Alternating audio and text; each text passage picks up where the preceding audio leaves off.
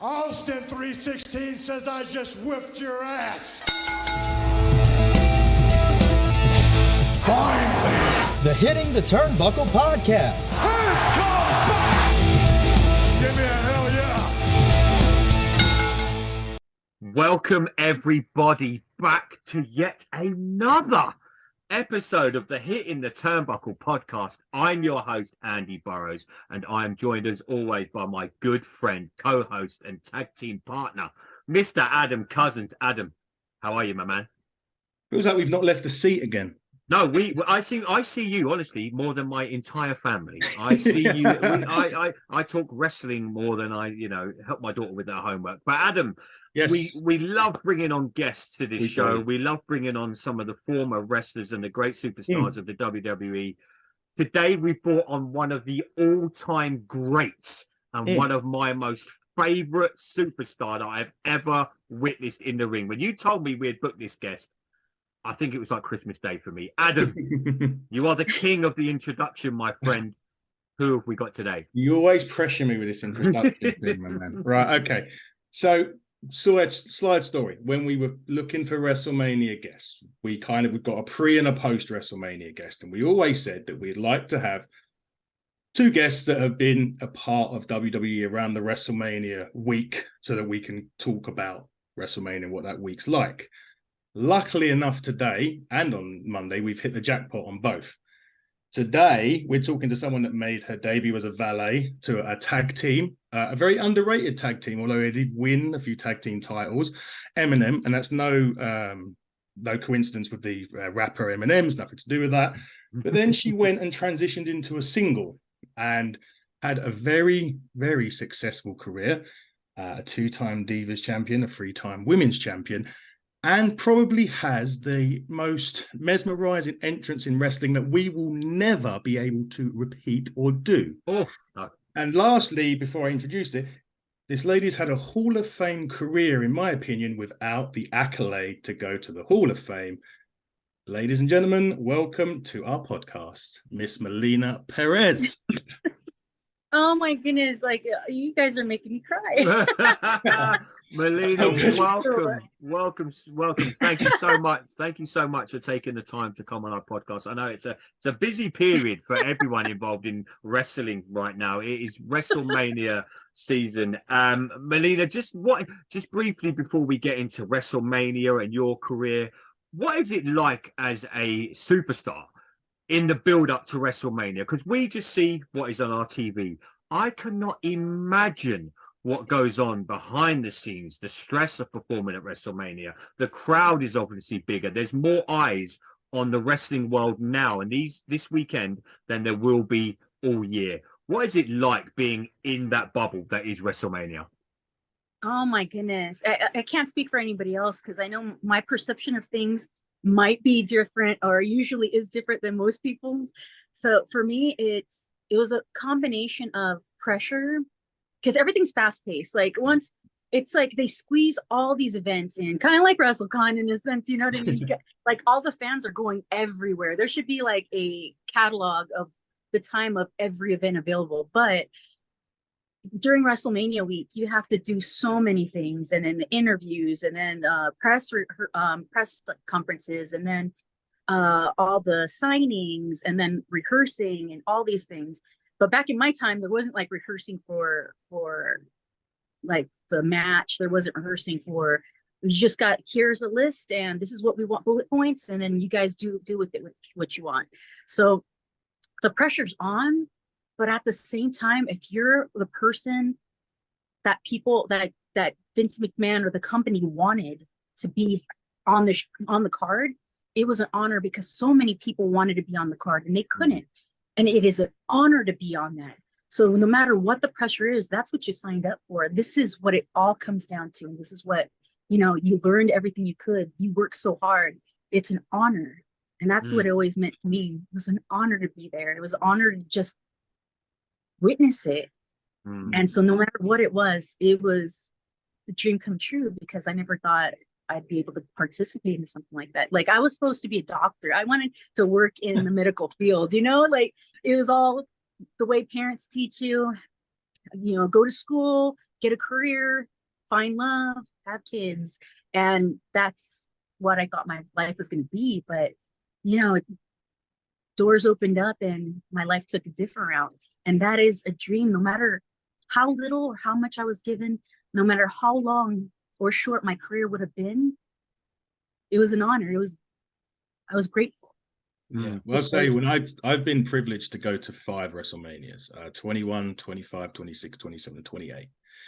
And I know as a fan, just doing those, you know, I never done WrestleCon sense, but I've always done like the WWE activities. It was like Access, Hall of Fame, WrestleMania, Raw.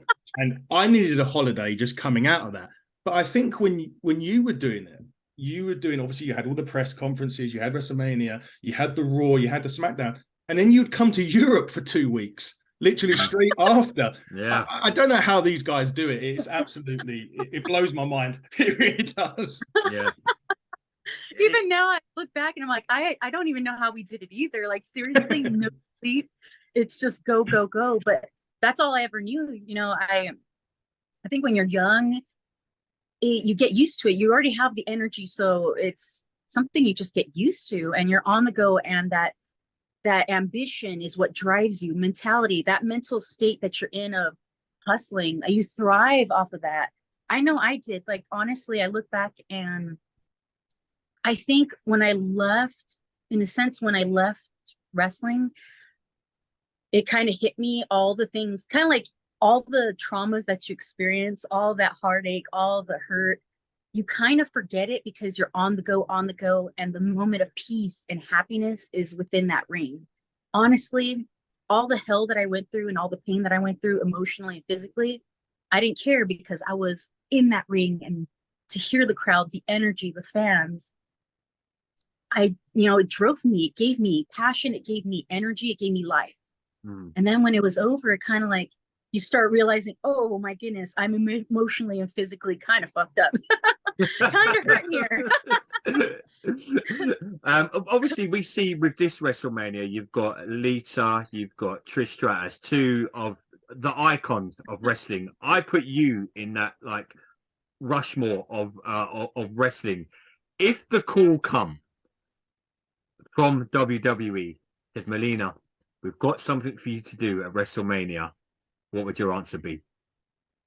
I always tell people, of course it would. Like, it's an honor. And as much as I probably feel we might butt heads, because the thing is that I guess I feel like I'm expected to beg or plead or say, please give me something. But I don't see it that way. I see it as a business transaction. I gave my heart, I gave my all, and I still am willing to give, my creativity and my passion. But as a business person, I would think like they know how I work, they know who my personality is, and my ethics. So instead of why need me to beg for something that really, if I don't know, I would get the call, but it's just not on the terms of like diminishing my humanity. I love life now, like the happiness, the positivity, being able to be with the fans. In the past, I got yelled at for saying hi to fans or signing for fans because I'm supposed to be heel. Like, I know about kayfabe. I'm kind of like, life now was so much better than it was in the bubble. Yeah, in that hamster wheel of that bubble. Yeah, I mean, nowadays though, I don't know. I mean, if you've been on social media recently, but there's been some really horrifying experiences for the female talent at airports. Now, I know you probably had this with you, but there was a video that went of WWE superstar Rhea Ripley. She touched down at an airport. I mean, she looked tired. She was, you could tell, in the fact. And they were literally swarming around her. And she's not exactly the smallest one of, the smallest. Yeah, she can't hide through. You know what I mean? I was always happy about being smaller because you could just blend on in and look down or something and hide behind people. But she can't. She just can't. No. She's so tall. And it's like her shape and look is so distinct. Like even her hair, she can't hide.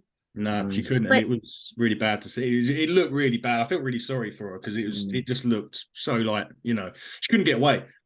Yeah. How is it being in I'm how is very it being in the torn by public that. eye? What was it like It's being in the public eye, Melia? Because obviously, when you get onto the, like you say, you've wrestled like for companies before WWE, WWF. What is it like once you get to the big leagues? And obviously, people recognize you walking down the streets, they see you at airports. How did you transition into like that kind of part of the business? Because we, you know, like Adam says, we see you in the ring, we know you as a great wrestler, but you're still a human being. You still are allowed to go to the mall. You're still allowed to walk your dog. You know what I mean? But it must have been that microscope for you where you're like, people wanted autographs. How did you transition like to finding like fans just constantly wanting things from you? I think I didn't start learning to get used to it in a sense till way after I got let go. Like the thing is that maybe it's easier now in a sense because you kind of see and hear what people have gone through. Like now people are telling their stories. You kind of get a clue, but back then I didn't know. I just wanted to wrestle. Like the way my family's taught is like you work, you go, do your job, come home, be with family. I don't know why. That's just what it was in my head. I go to work, wrestle, come home, everything's easy peasy. It never occurred to me in my little like young brain back then how it was like how everything is under a microscope. I didn't think that people would care enough about any little thing I did. And the less I spoke, the less because I wanted to be very private, don't want to talk to anybody about anything. If I had an argument with my boyfriend, it's none of anybody's business. That's just between us. We'll settle it. Normal stuff that people go through, normal things. But everybody wants to know, like every fan, even coworkers, everybody wants to know you so badly that they'll pick apart every little thing to try to get any kind of information. So either they want to get to know you so bad that they'll imagine things in their heads that are positive, or what I realized is they'll imagine things in their head and completely make it very, awful, like awful. It's so weird how I never got used to it. And I think I had a complex, and maybe still do in a sense, that I am surrounded by people 24/7 and I'm still invisible. And that's something that I had to learn. Sorry if I cry. Really, I'm okay with it. It's just I have this memory where I remember and I feel. But it's a very good learning experience because I could understand other people when they've gone through it and I could explain things to them. But for me at that moment in time, I didn't understand, like, how can people not see who I am, the way I talk, the way I treat people, who I am on a day-to-day basis, or even listen to me. Everybody just assumed I was the character and nobody cared about personal space. When I see when fans follow other people into people into the bathroom, or I'm crying because something terrible just happened, and then they're asking for an autograph, tears streaming down my face, and they call me a bitch because I didn't sign their autograph while I was crying my ass off. Like, I was like, things like that. I just kind of I don't understand. But then at the same time, a lot of people, no matter if you're, in the public eye or, regular, I say regular, we're all special. I'm sorry, but we just do different jobs. And across the board, people can be inconsiderate, shallow, rude, like it goes everywhere. So everybody experiences that across the board, whether it's at your job, at school, something. People just don't see other people as human beings. It's just like, I paid a ticket. Well, you have to do whatever I say. And it's like, okay, you paid a ticket, gave my heart out to you at the show. But now it's my time, my personal time. And if you're nice to me, I'll be nice to you. But if you're going to come at me rude, I'm a human being. And then it's sad because you can't respond in a normal human reaction. You have to do take the higher road, and it's not hard, but you always have to remember that. For me, it was always kind of easy. It's like I'm nice to everybody, but when it comes to people being so rude to the point where it's like, okay, I snap. It's like I had to train myself or teach myself to okay, they don't know any better. They really don't. They just really don't understand, and you have to check yourself. So it's a learning experience for me to be a better human. But at the same time, I wish that other people could treat us like they would any other person. Yeah. Like, say when I have people coming at me and who's saying like, show me your boobs or something rude, where it's kind of like, oh, like something nasty, Yeah. where I tell them, are you serious? You're in my face right now. I was like, I didn't say that, but I think that. But I asked them, do you go up to one of your sister's friends, your mother's friends, someone, a coworker? Do you go up to them and say something like that? No. I'm like, exactly. So why would you say that to me? I'm like, I'm somebody's sister. I'm my mother's daughter. Why would you say that to me and then expect me to have a reaction that's like, oh my God, okay. Yeah, no, very well put. So go on, Ash, mate. Yeah, so let's go and break from the wrestling bit, and we'll do a little thing called word association. We talked briefly about this. So I'm going to give you a name. I think about 8 wrestling personalities, and you just tell me word, sentence that comes into your head when I mention that person's name. I'll do it slowly for you. Trish Stratus. Wrestling sweetheart. Triple H. What is it? The sledgehammer. Lita. Oh my goodness. Moonsault. John Cena. Oh, that's not even a word. I just went. Yeah, you can't see it. We've heard about this John. We've heard about this John Cena for 20 years, but we've never seen him. Never seen him in my life. Never seen him. Medusa. Medusa. Iconic. Like, she's seriously Trailblazer. amazing. She's an amazing human being. Like Billy Coogan from the NWA. Oh, I just went. My first thing that I was gonna say was, I love him. Yeah. Seriously, I remember telling him. I guess maybe the first word is maybe today, because every time I told him before, my favorite song is Today, that from Smashing Pumpkins, you know. Yeah. And honestly, every time I hear that song, I get happy. I kind of want to drive. I want to drive. My brother says he wants to drive a ice cream truck, but every time I hear like Smashing Pumpkins in airport, anywhere, I used to love saying, that's my boss. Yeah. Tori Wilson. Bra and panties. and lastly on this list, the fabulous Moolah. Oh my goodness. It's more like a feeling. I guess maybe. He was a sweetheart. Because you know what? It's just like about us. It's kind of like this thing of amazement because of what she had to go through as a woman back in those times with the love of wrestling. Like, oh my goodness. Because as much as she did horrible stuff, she did a lot. And it's a hard kind of thing to feel for, where how do you give a person so much acknowledgement and credit, because she worked hard. She did a lot of stuff to move us forward. But then at the same time, humane, like humanity wise, it's kind of like, no. Wow. Traumatized a lot of folks there. Exactly. Quickly, we're gonna have a fan question quickly, because one of the games we're going to play later kind of follows on. So I want to get the fan question out of the way just so it can. So this is from my friend David Robinson, a good friend of mine. He saw that you were coming on, and he said to me, "I want you to ask Melina this question. The WWE calls you. You have a match at WrestleMania. It's a fatal 4-way match. So you've got 3 opponents.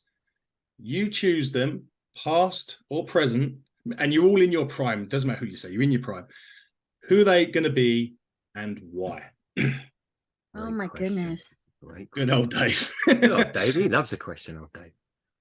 You know why? Because if you go through all of history, it's like, how do I leave anybody out? Like, they won't hold it against you. I'm sure. I don't want to, because it's like, I want to put Natty in, but then at the same time, I'm thinking like, but then when there's new talent, and that would be amazing. I would love to see you against Charlotte. It's like Flair. A tide. It's like, that would be incredible. Okay, so I want to say Gail, but then it's like between Gail and Natty, I'm like, okay, But I guess when you say Charlotte, now it's like, that's true. Wow. Yeah, Charlotte. Just say Charlotte, Gal, Kim, Melina, one other. But this is the thing, because it's like, okay, Gail, Charlotte, and Natty. Okay, they're like, oh no, okay. So Gail, Natty, and Trinity. Perfect. Naomi. Naomi. Those three. I'm like, okay, I gotta choose between them. But I still want my moment with Sasha. Well, let's make it a fatal five-way. Yeah. Blame Dave. We've just invented a new match for WWE. That are awesome, but I'm like, okay, I want to have my moments here. Imagine that against Sasha. Oh my god! Kind of had a little moment with Sasha at the Royal Rumble, didn't you? And that didn't count. I'm like, I know it didn't count. No, yeah. Yeah, I know. Oh my god, Melina, obviously you've held many titles. What is it like when WWE and Vince McMahon come to you and say, look, we're putting the strap on you? I've always been interested. I've been very fortunate to speak to a few wrestlers, but you had your first title against Mickie James. You won it on a Monday Night Raw. What is it like when they come to you and say, this is your time? You know what I mean? You're going to go out on Raw. You're going to win the belt. I mean, what is that feeling? You work so hard to get to that position. Then you are going to be the person to have the title. What is it like? What goes through your head? Obviously, and you had some great matches. You like Mickie James, Beth Phoenix. You had some of the best matches in WWE history. What was it like for you when they first told you that you were going to get the title? Oh my goodness! I bet you. I think they expected me to. Which in my heart, I did have this reaction, like, oh my god, freak out, like celebration, I'm going to Disneyland, yeah, you know what I mean? It's like that amazement, like, holy cow, are you serious? Like, it's the biggest day of my life type of deal. But the first thing I said was, are you sure? Like, are you sure? Am I ready? Like, I think like there maybe later down, like I could do this later. Like, I guess in my mind, you know, I needed work to be done. I wanted to learn more. I didn't feel like I deserved it. It's weird to say. I know a lot of people, nobody ever says, oh, I don't think I deserve it at this moment in time. Like, I guess it's a thing that people just don't say. They're like, yeah, I deserve it. Yeah, give it to me. For me, it's like, no, I feel like I needed to pay more dues. I need to learn more stuff. I want to be the best and then get that title. And it just felt like I wasn't ready. Like, are you sure? Like, I just wanted them to be sure because I don't know. I just didn't feel like I was worthy of it yet. And then when they explained it to me, I was like, okay. Like, I still, even though it's still in my mind, but regardless of the title or not, I always put in my all. Even a non-title match, I work it as if I'm fighting for a title. It's the same regardless. The title is a decoration in a sense. But you should always put the same passion, whether it's a title or not. But yeah, it was the biggest honor, and I guess I wanted to work up to it, but still, it's kind of like it's a really beautiful feeling that when you win it, it's like, yes, you won it. Yeah, you're the champion. But the thing is, and this is an awesome feeling, everybody's gunning for you. Everybody wants to take the title off you. It feels real. It really does. Like, because people do want the title. They're waiting for that. They're waiting for that storyline. They're waiting to take it off you. And it's kind of like I had to put my all and put my strength and my passion to retain it. And the longer you you keep it, you fight for it. And it's a beautiful feeling because each time you come out a winner, it's like, yeah, I did this. Like, fuck yeah, I still got it. And it's a beautiful performance each time. It adds to your emotions. But it's definitely an honor. To me, if the company says, here, you're the person who could tell the story the way no one else can with this title, it's an honor. What's that moment like I'm never ever going to get this feeling when you're in the ring and the ref counts to 3 and all of a sudden, I've watched that match back on Raw against Mickie James, and you can just see that the emotion that goes through your body, not talking character aside, anything, just you as Melina Perez, you're like, I'm the women's champion. This is the pinnacle. This is the first time I've done it. What is it like when the 3 count happens, the crowd were going bananas? And for you, what is that? I can't describe it. I mean, the best I can probably describe it is I play a lot of sport. If you score a goal over in the States, if you score a touchdown. But what is it like for you being in that ring? You look up, you're surrounded by thousands of people. what's the emotions, the thoughts going through your head? Because, like you say, you've worked for that, and now the target's on your back. But I'm trying to explain to me, what's that feeling like of winning at the main event on a Raw and being the women's champion?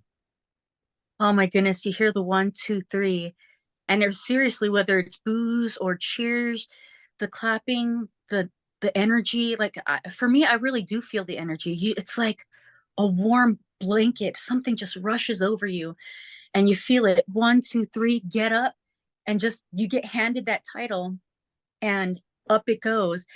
And all I could think of is, I hope I'm making, like, this is the moment to make my mom and dad proud, that they never, you know what I mean? How many times does in our culture, how many moments do we have other than maybe Selena, you know what I mean?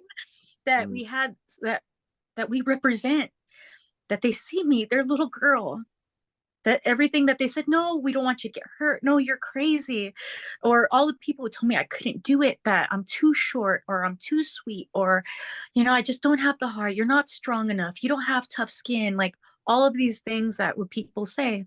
And that's the thing that everybody has to know. Everybody gets told the worst things in anything that you're pursuing, whether it's through going to college, culinary, athletics, everything. People are always going to say the worst. That's what people do when they're scared, or some people just told me they did that to make me stronger. But regardless, for all those people who are naysayers, look what I reached, because I believed in myself, because I stuck with it, because I didn't give up. Yeah. Those moments were real to me. Because a lot of people told me I sucked, and a lot of people hated me, and all because I worked harder, and I studied more, and I took a lot of crap. And I know it's hard for a lot of people, and I still was nice to them regardless. But look, this is the price. I don't have to say fuck you, I don't have to cause a fight, I don't have to like get crazy with people. This was the proof in the pudding. This is all I had to do, and say thank you for making me stronger. It's all these emotions. I went off on tangent, but honestly, in a split second, the pride, the joy, the hard work, the dreams, all of it fills you, and it's all positive. Like really, it's not really a fuck you to people, but it's like, look, man, like I try to tell you, I try to show you. And now it's kind of like, okay, where do I go from here? The next moment. Now it is like, fuck you. but it was before. Yes and no. But great answer. Go on, lads. All right, so we'll play shot clock now, get it out of the way so it's done. So this is, again, 8 questions, and it's just, I'm not going to do a timing, and no, we're not going to do shots because we just. Well, it is late in the UK. I don't think I could survive it if I start shots, I'm not making the end of this podcast. Yeah, exactly. So let's not do shots, but let's just do. Okay, so other than your own entrance, which we'll get onto in a minute, what's the best entrance in wrestling, in your opinion? Oh my goodness. From the men's side, it was of course it's Undertaker. Yeah, agreed. And Finn Balor was the second on the men's side. Yeah. And for the women's, Stacy Keibler, like I don't know. Honestly, I'm sure there is many more, but before me, there was only Stacy Keibler. You know what I mean? Like there was nobody making entrances a big deal. Like you had your cute little ways of getting in, but Stacy's was sexy. And I guess for me it was I never thought I'd be the combination of like a presentation in a sense, a little, not Taker style, but he made a presentation of it. So I took that along with the sexiness of Stacy and combined it together. Brilliant. Favorite fast food, if you have it. Favorite fast food. Holy cow! I gotta eat out more. Well, I'm thinking of all these things. I'm thinking all of these things. And I'm like, well, no. For some reason, I went to Carl's Jr. Okay. Californians are gonna hate me, but throughout the years, In-N-Out has changed. Either that or just other foods got better. Maybe. Favorite arena you've performed in? Oh my goodness. I gotta tell everybody honestly, I loved all of them for the different memories and reasons it holds.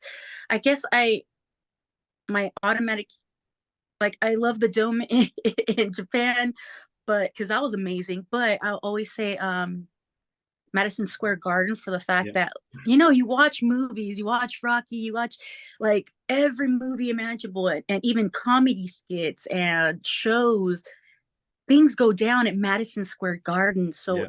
kind of like the way the belt felt when you win it. It's like I reached this level, all my hard work, paid off. Yeah.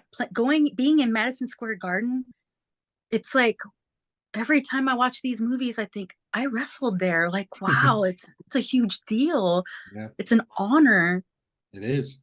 Favorite sports brand? Um, I guess I want to say what you guys say, Nike, but Yeah, see, she didn't say Nike.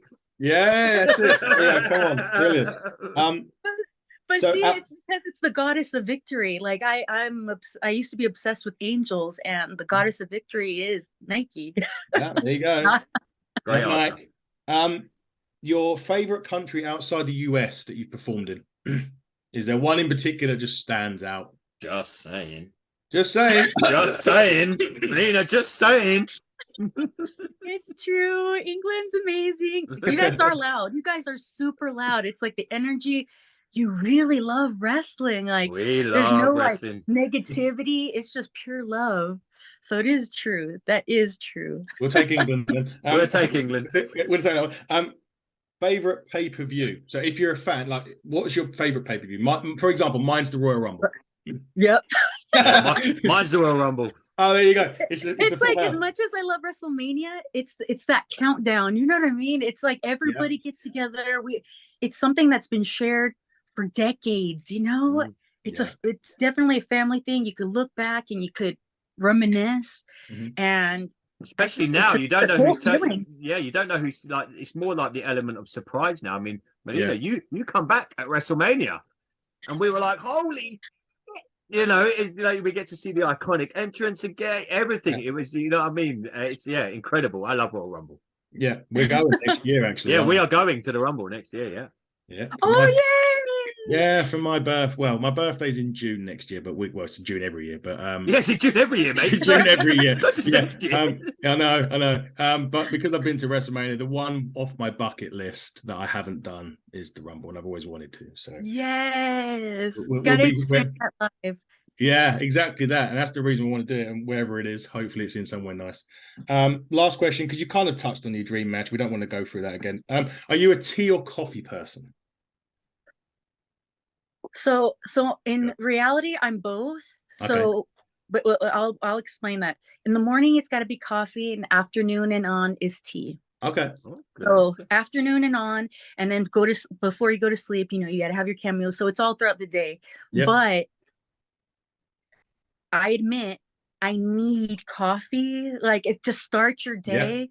Yeah. So if I had to shit can with one of them, to be like truly be honest, I guess I would say coffee for the fact that it's a necessity. It is. It is a total necessity. Yeah, tea and coffee, absolute necessities.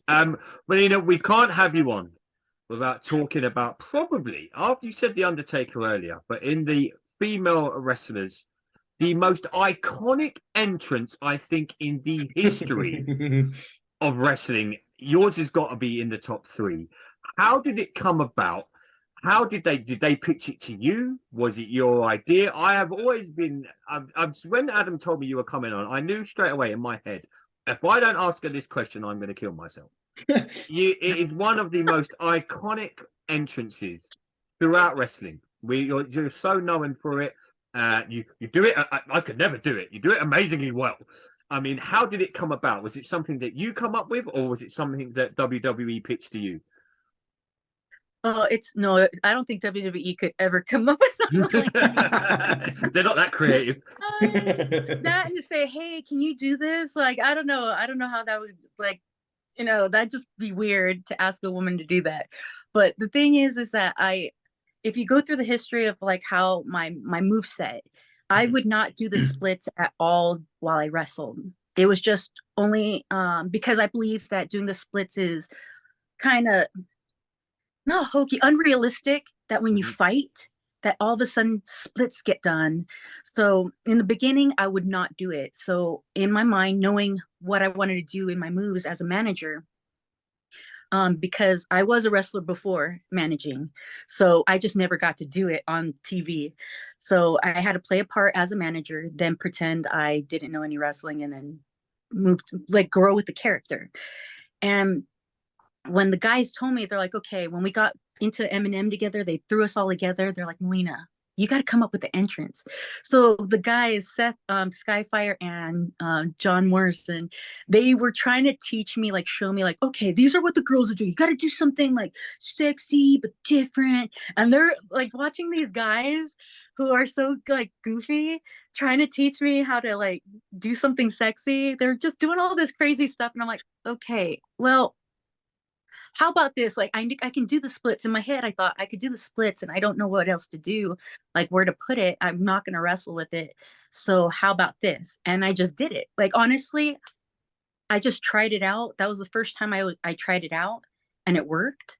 Oof. And when they looked at me, they said, yep, that works. Yep. Do that, Melina, every time. That ring apron just looks high when I watch on TV. I don't know how I did it. I don't know how you did it, but We need to ask Santino, because he tried it, right, didn't he? Yeah, Santino tried it and failed, didn't he? he? Yeah, he failed miserably.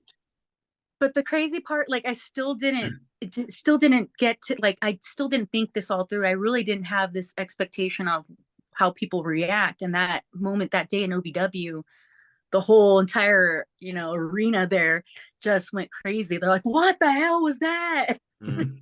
I was like, that's my new entrance. Like, is it bad or good? Yeah. That's good. One of the best Okay, ever. good. When you go into the Hall of Fame, you need to do the entrance.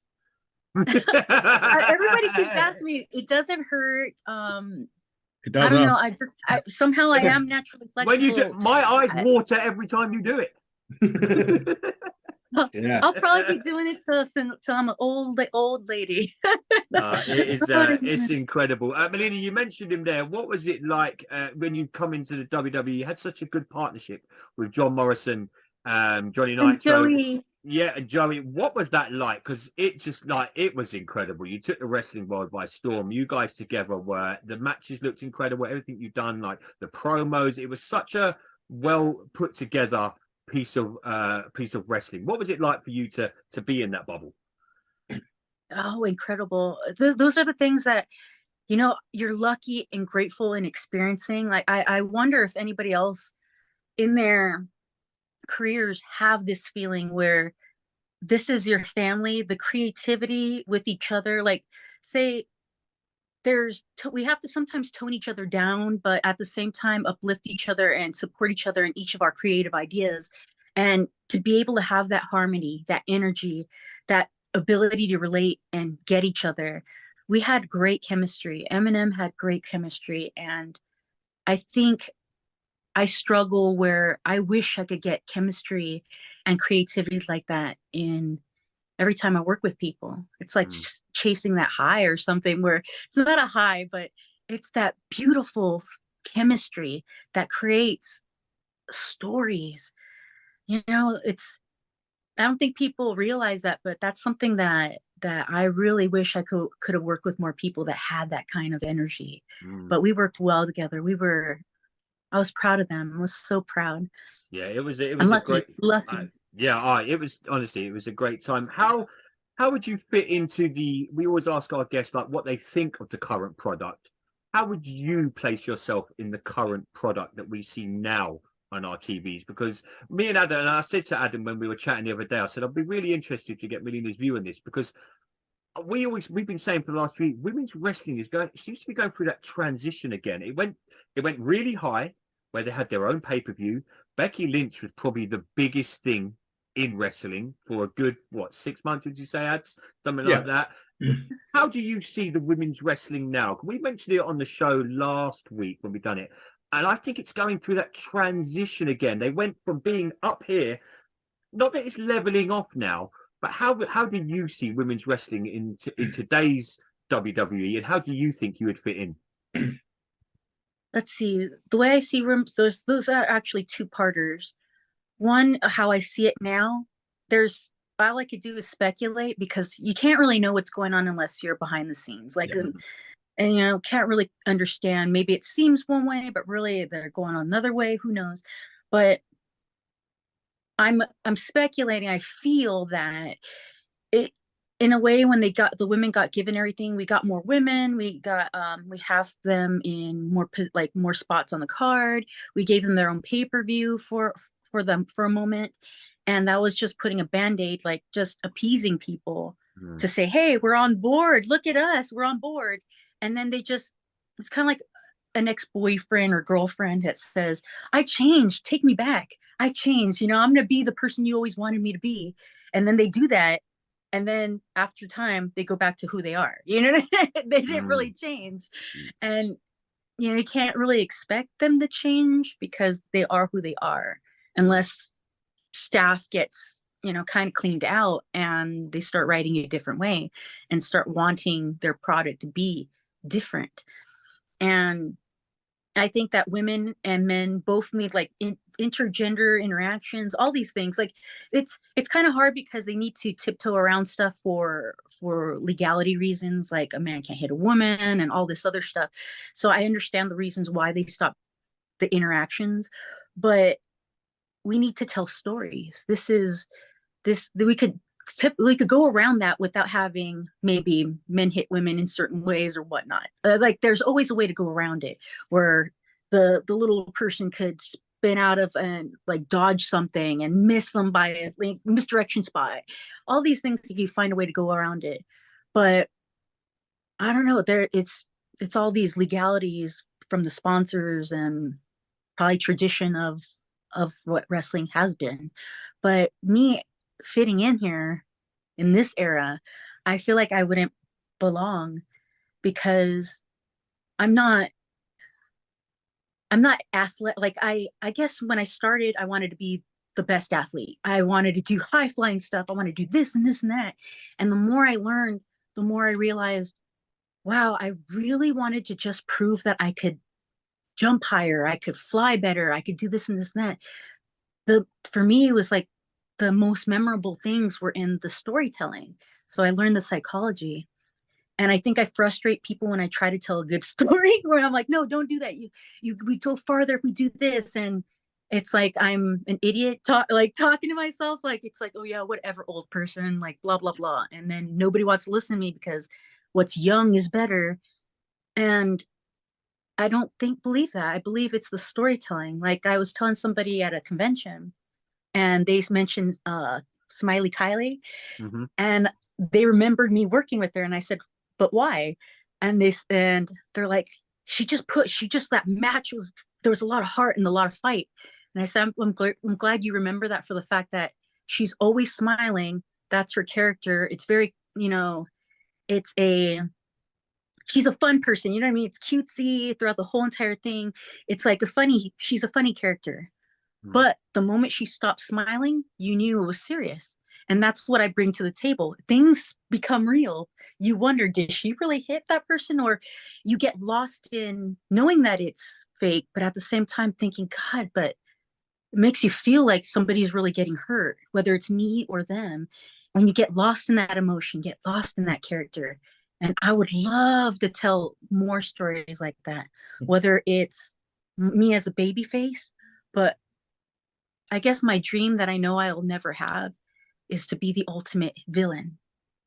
Like nobody has touched base on evil. And it's not evil where it's like, kind of like a supernatural style evil. It's basically knowing the psychology of what makes people tick and what makes people hurt and enjoying it. Just doing it because you know what? It's not about, it's about, it's like what I love about, let's say, Lex Luthor, or stories of like other villains. They were human beings who wanted to do good, but you know what? They got screwed over little details that turned them bad, and they are the victims in their story. And that's what I love, that I wanted for my character. She believed that she deserved more because she worked her ass off. She wanted it to be all about the wrestling, not about the Playboy. It's like she felt like she was discriminated, she was hurt, and she wanted her, like she wanted her payback. She wanted what she deserved. And it's the psychology of that. And in turn, she wanted to take everything away from everybody. Not because she's the best, because in her mind, she knows she's the best, but it's because she, at that point in time, she wanted to make people suffer. But at this point in time, the way I feel is that I am wrestling's gift because I'm making you stronger. You hate me because you have to work a little harder. Girl, I'm making you stronger than you ever have been. That's the mentality of. Oh, I was in the middle of a WWE promo now. That was so good. You know, great answer. Adam. Yeah, let's obviously we're getting close to wrapping up now. So Melina, why don't you you mentioned WrestleCon, why don't you tell the fans out there where you can find you, what you're doing coming up, and yeah, where are you at on socials? Oh my goodness. On socials, I'm on Instagram, Twitter. You could go to realmelina.com and find all the links to it, but it's at realmelina on Twitter and Instagram, and you'll find Snapchat, YouTube, everything on realmelina.com. And this weekend is WrestleCon. I will be there Friday, Saturday, and Sunday. And I think it starts at 9, and I'll be there till opening and close. Wow. I want to hug as many people as I can, so come in, bring it in. I think actually going back to meeting you, I did, and I think it was in Newcastle, England. I swear, it was you and Eminent, you and Mercury and Morrison. Yeah, it was. It was. It was an autograph signing in Newcastle, England. I saw you guys. Always great. But that makes me happy. As we're finishing up, Andy, we better get in our sponsors. Well, people who we sponsor, shall we say? One, Pro Wrestling Carnage in Wales, who had a wrestling event on last Sunday. All went very well, all intents and purposes. They got to sort our beautiful faces for the first time. We wasn't there live. We were a bit like The Rock. We were there by satellite. But it was good. We're also Corey McRae, British independent wrestler, who we sponsor, and Jurassic Pro Wrestling, who have a show next Sunday, I believe, which we will be there. We will be in attendance. And they've just announced the sponsorship on Facebook, so you can see it all on there. And finally, we are co-producing a wrestling show with our sponsors at Ignite Wrestling Pro. And again, we can't announce what we want to announce yet. Not because it isn't there. Melina, we'll tell you when we stop recording. Promise. Yeah. You'll get the scoop. You'll get the scoop. Yeah, we can't announce it because although it's all agreed, we just can't at the minute. It's going to be amazing. Yeah. It's going to be amazing. And then we need to big up next week. We have Eric Rowan or Eric Redbeard or whoever you want to call him from the Wyatt family joining us for our post-WrestleMania discussion. Yep, it's going to be good. Melina, we can't thank you enough. It's not often on a cold, rainy Wednesday night in England we get to sit down with one of the greatest to ever do professional wrestling. It's been truly our honor to have you on our podcast. We thank you so much. We wish you all the luck in whatever you do. You're probably one of the most positive people I think I've ever spoke to in my life. We wish you every success. We hopefully will get to do this again one day with you. We'll get you back on our podcast. But thank you so much for coming on the podcast. And we genuinely do wish you all the best for the future. Oh, thank you guys. And lots of love to everybody out there. Love you guys. Thank you so much. Can't wait to be out there again. That's it. Yeah, well, we can't wait to see you back in the UK. But ladies and gentlemen, this has been the Hit in the Turnbuckle podcast. Make sure you go and check us out on Twitter at HTTBuckle. You can also find us on YouTube. Just type in Hit in the Turnbuckle podcast. This show with the amazing Melina Perez will be on there. We will be back on Friday with our AEW Dynamite review. Honestly, Melina, I see him more than I see my own wife. We've got another podcast to jump on. Oh, yeah, we're going. I think we're doing something now. I don't know where we're going. We're all over the place. But ladies and gentlemen, this has been the Hit in the Turnbuckle podcast.